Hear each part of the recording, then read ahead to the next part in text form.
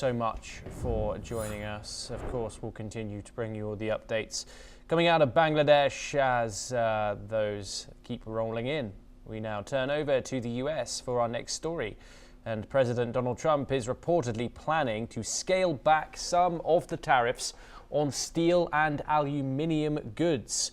This decision comes amid concerns that these tariffs have driven up the prices of everyday products like pie tins and food cans, impacting consumers, of course. Officials at the US Commerce Department and the US Trade Representative's office believe the tariffs have hurt the economy by raising costs on a wide range of goods. Meanwhile, the US Treasury Secretary Scott Bessent has commented on the matter, stating that if any changes are made, they would likely involve clarifying tariffs on incidental objects. He also mentioned that he spoke with the US Trade Representative Jameson Greer, adding that they would continue to evaluate whether a more targeted approach is needed.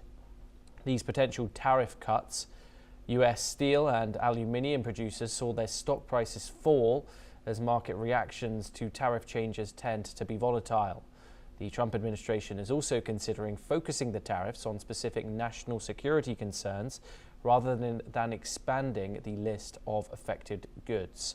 This move comes as the White House seeks to address rising consumer costs, a central issue ahead of the upcoming midterm elections. Joining us on this story is Dr. Andrew Latham, a professor of international relations and political theory. He joins us live from Macalester College in Minneapolis. Thank you very much for joining us. What do you think has made Donald Trump come to this decision? Reportedly considering scaling back these tariffs, which are of course central to his economic policy. Is this a policy correction driven by economic reality or a political recalibration ahead of the midterms? Well, I think it's both and. I think perhaps this administration is coming to its senses with respect to tariffs.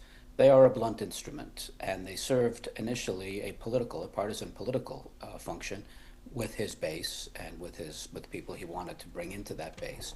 And I think now there's been a recalibration because the blowback has affected that base disproportionately. They're the ones who are buying the pie tins, for example, and they're paying more for them. So that's what's going on there. There's also the macroeconomic picture reporting today, and I think Secretary Bessent has made this clear, is that this is affecting American industry in negative ways. And then the third piece, which isn't talked about too often, but which I think is always in the background, is the geopolitical or strategic dimension. The friction between the US and Canada, between the US and the European NATO allies, is a problem strategically, and it is exacerbated at the very least by these tariffs.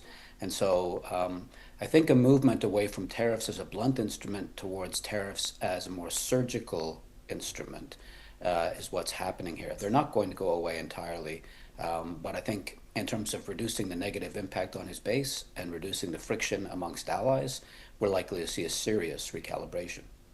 And these tariffs, of course, were originally justified on a national security basis. If the administration now narrows or clarifies them, does that weaken the credibility of the national security argument? We're, of course, gearing up for that Supreme Court decision as well. Yes, I think it's not undermining the credibility of the idea. It's that the idea now has to be increasingly focused narrowly to actually be focused on strategic issues. It was having a geopolitical or strategic impact, but it was negative. It was negative with Canada in the context of North American security, negative with the European allies in terms of North Atlantic security, and having a negative impact with Japan, for example, and others in the Indo-Pacific, India in particular.